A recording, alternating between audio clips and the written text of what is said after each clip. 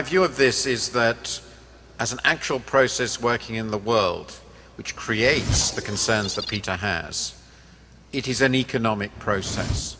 It is an economic driver that, because of the liberalization of markets, because of the falling costs of transport and communications, which is a very long story, we suddenly find that our economies are integrating ever more strongly. Things and decisions that are being taken tens of thousands of kilometers from here are affecting you within a few days. That changes how Mexico can work, how every country works, how people feel about themselves. But at bottom, it's an economic process with profound social and cultural, political, and philosophical consequences. But the driving force, in my view, is economics. The other interesting aspect of what you were talking about this expansion from the tribal level to the national level and the global level, is that I see that as not so much biological, but something inherent in us as reasoning beings. So if you like, perhaps this is where something somewhat philosophical comes in. But I think that inherent in the capacity to reason is the capacity to expand our horizons, to put ourselves in the situations of others.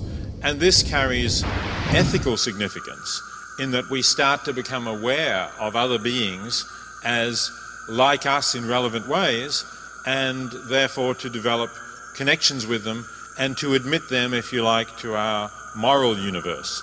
And I think that's become tremendously important as this reach expands for technological reasons, that we have impact on the world as a whole. We can do things in the world as a whole, and it's important that our moral horizon has to expand as well. Policy can make some countries opt out of the system completely. North Korea is outside the system. Burma is effectively outside the system. These were choices made by these countries, governments, not countries. That would be Peter's view, I think. There was choices made. You can be outside the system, but you pay such a heavy price for being outside the system that over a long period, I think it becomes almost impossible to stay outside. That's what we've seen with China. It's what we've seen with Russia.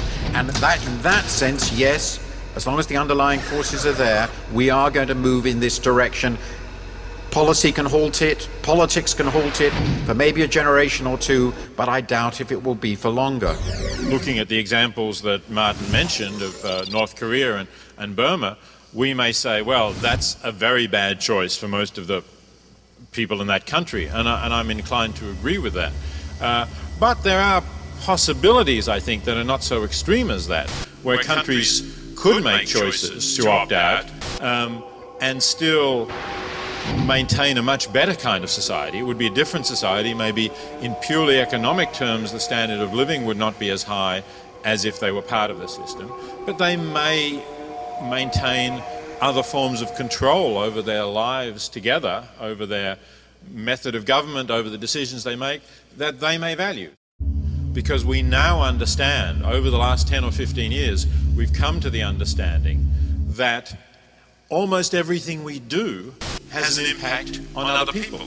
Things that we used to think of as totally innocuous, things like a decision whether to drive a car or walk, or if we do drive a car, whether to have a fuel-efficient hybrid or whether to have a big gas-guzzling thing like a Hummer. Those decisions affect other people, and they affect other people in the most really direct and vital kinds of ways. They will, for example, contribute to sea level rises. That will mean that millions of people in low-lying areas will lose the land that they use to grow their food, or they will contribute to an increased number of dramatic climate events like hurricanes and the fires we just had in Southern California. So we are now responsible for this. The most important aspect of globalization as a process is that it brings us all together. And the things it brings together are good things, I think, like the transport of ideas, the transport of goods and services we can enjoy, the ability to trade, and also obviously bad things. The growth of markets in illegal products, in drugs, in the trafficking of human beings, in the ease with which diseases are spread across the globe. One of the most beautiful examples, and also horrifying if you think about 9/11, is that it demonstrated very clearly that Afghanistan is bordering on New York. Who before then thought that effectively Afghanistan was bordering on New York? But that is what it was. So everything is exchanged, and because everything is exchanged, we are interacting with one another in a much more intensive way than ever before. Now, if we look at globalization more narrowly and its effects on inequality, and we particularly look at the last 25 years, because this is the period in which globalization has been resurgent, I think the picture is very complicated, but if I were going to summarize it very crudely, it would go something like this. Inequality among households across the globe has almost certainly fallen over this period because of the enormous rises in the relative incomes of very big, relatively poor Asian countries. Inequality in the developed world has almost everywhere increased, and globalization had, I think, a lot to do with it. And inequality in the developing world has very divergent stories, with some very important cases where inequality has clearly increased greatly and where I think globalization was an important part of the story, and other cases where it seems not to have done. India, for example, seems to be a country where inequality has not risen, while China has.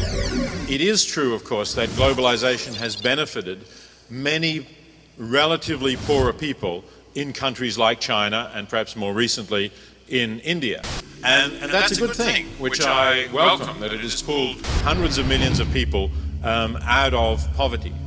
But it has left the people who are at the bottom, really, the people that Paul Collier in his recent book calls the bottom billion, really more or less at the bottom, without, I think, at the moment anyway, much benefit or advantage coming from globalization. So if we're talking about, let's say, the poorest 10% or 20% of the world's population, they have really not benefited. And in some ways, I think globalization makes it harder for them to actually benefit.